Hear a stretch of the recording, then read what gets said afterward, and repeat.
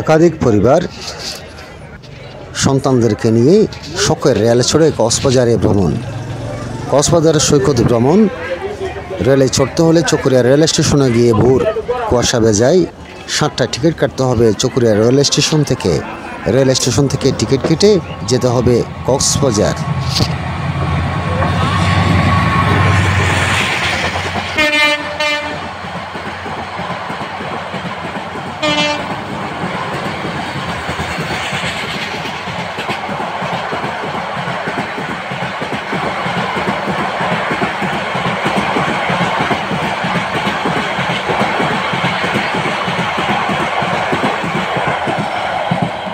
শখের রেল চড়া শেষ, নামা হলো কক্সবাজার আইকনিক রেল স্টেশনে।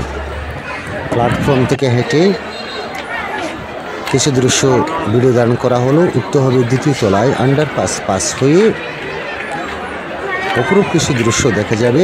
ভিউ অসাধারণের দৃশ্য, যেটি একমাত্র এটাই দেখার মতো। নেমে যেতে হলো কক্সবাজার সমুদ্র সৈকতে।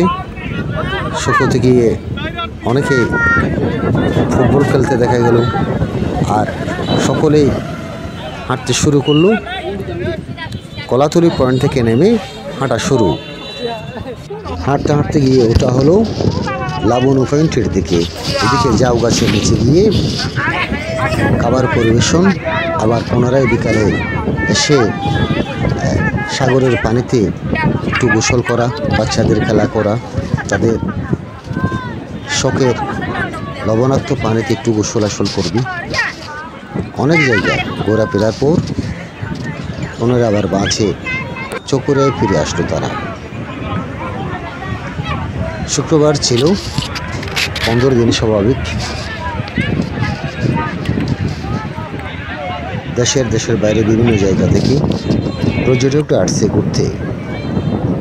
তখন সাগরে জোয়ার হচ্ছে,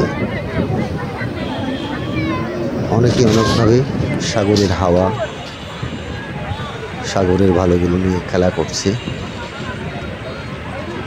যার যেভাবে মন চায় সে এভাবে সাগরের মুগ্ধতা নিচ্ছে, সময় পাস করছেন।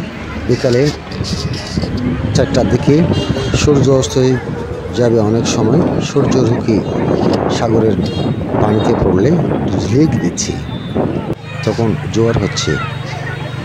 জোয়ার হওয়াতে পর্যটকরা উঠে আসার জন্য পর্যটকদের সতর্ক করছেন পর্যটন কর্তৃপক্ষরা। তখন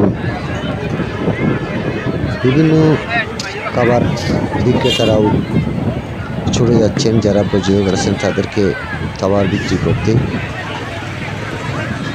অপরূপ দৃশ্য কক্সবাজার সমুদ্র সৈকত।